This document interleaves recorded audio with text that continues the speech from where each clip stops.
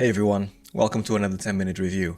Today we have a piece by Florin. He has a bouncing ball exercise that I think is absolutely essential for all new animators out there that want to actually get to know more about timing, spacing, weight, all of those principles of animation that are super essential for you as an animator to be the best animator possible. So we're going to have a look at it. I'm going to give you guys some tips on how to actually deal with that bouncing ball and make the most out of it. Let's do it.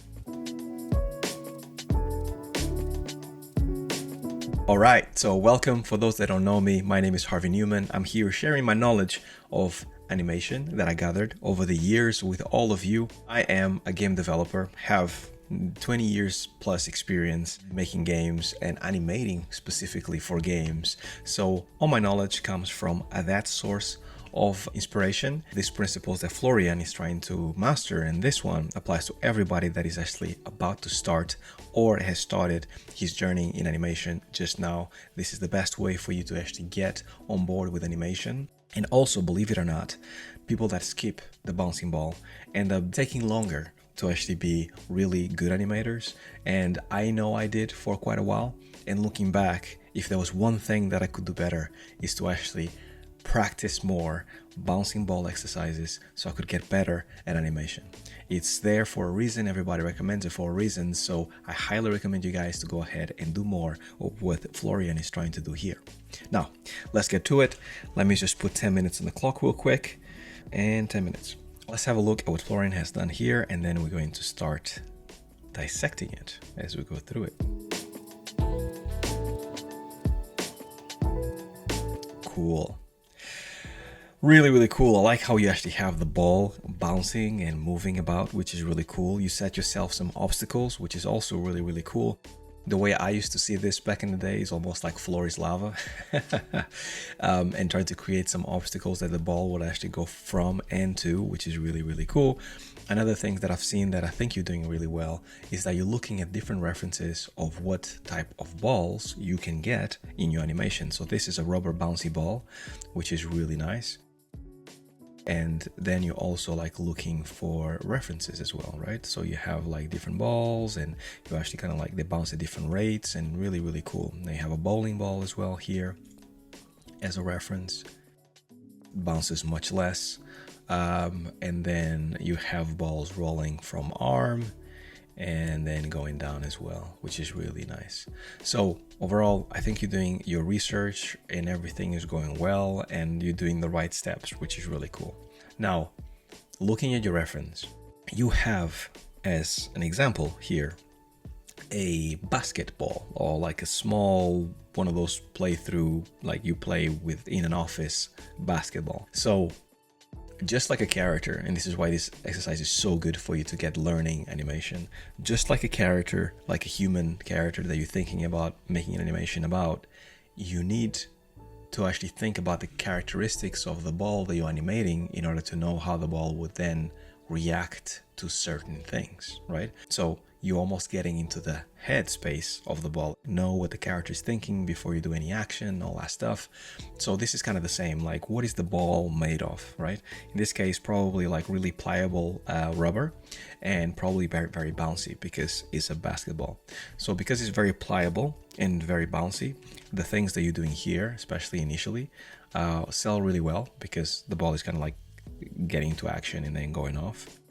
Now, one thing that you have done here, and basically shout out to both Zach, most likely from the Discord server, that has given you a feedback, because the feedback is spot on, and also a guest. So whoever that guest was, please leave a comment down below, because your feedback is spot on. What they actually talk about, and I completely agree with this, is about the playability and how you play with it, right? So the way I suggest you go about this is that the first few exercises that you do when it comes to a bouncing ball, make sure that they are realistic, because you want to find the characteristics of the ball, and then you want to translate those to your animation, and how many bounces you have, and how high does the ball goes, how squishy is the ball. All of those things are characteristics of the ball that you need to sell in your animation. So do that first. If you don't know what those are yet, do a simple exercise of a ball either bouncing on the spot or rolling on the floor or bouncing against something and then bouncing back. Once you nail those characteristics of that ball, in this case like a basketball, then you can start going into the next step, which is what they alluded to, which is pushing your animations, more creativity, and having fun with it, right? Because animation wouldn't be this enjoyable for all of us if we had to just replicate life. So same thing here in animation, right? So don't replicate life one-to-one. Your job as an animator is to push things and to make things more entertaining than life itself, because life is boring. So you actually want to execute that entertainment in this ball. And what they alluded to is exactly that, is basically like push things further, change the timing, change the spacing and all that stuff. But don't do that straight off the bat, because I know that that's the fun part of animation. Learn how to make things the way they should look first, and then push things, because only when you know how things should move a certain way is when you can start pushing certain characteristics of the thing. In this case, the ball is slightly rubbery. When you bounce a basketball and you go in slow motion, you see that when the ball hits the floor, it kind of expands a little bit, and when it goes up, it kind of like enlarges a little bit. But that expansion and the enlargement of the ball can be much more than you want, or can be a little bit more than you want, or can be none, maybe, right? So you can play with those things to make sure that they look bigger, right? They look more amazing, right? So when they bounce, they really bounce, right? You can also play with timing and spacing. So here in your animation, for example, when the ball starts kind of like going off, right? You can start to be creative, and you could do things like maybe the ball doesn't really jump and then slide. Maybe the ball rolls off that platform slowly and then falls as if it was a normal ball, and then it starts to actually come to life after it goes into that slide, right? But most importantly, like, no matter what you do, like, I know you actually want to make the ball alive, but I think that you playing with that timing and the spacing of the events helps you to tell a story.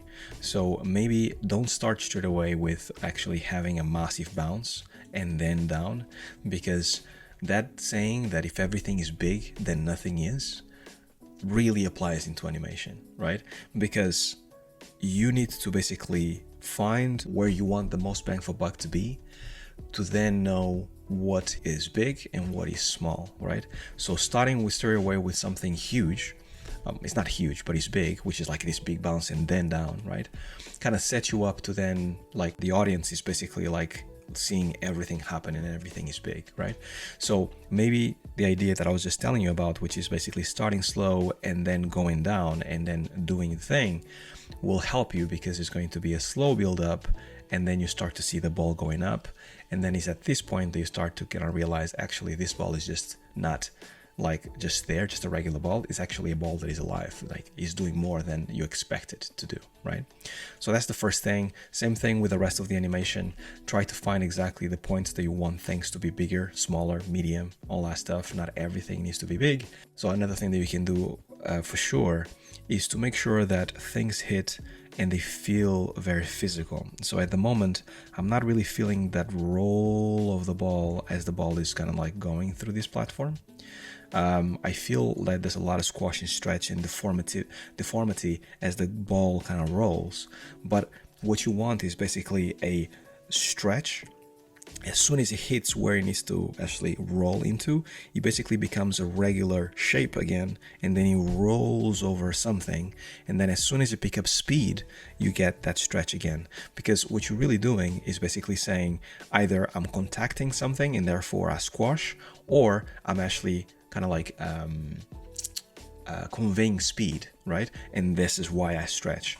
But right here, as you actually kind of hit this platform, there's no reason for the ball to be actually as squashed or like deformed as it is right now. Like, you can maybe squash it here a little bit on the impact, but then all of this stuff can be the ball just in a regular shaped ball, and then as soon as it leaves the platform, goes into like the stretched, right? Because now at this point you want that speed, and then back to ball again, right?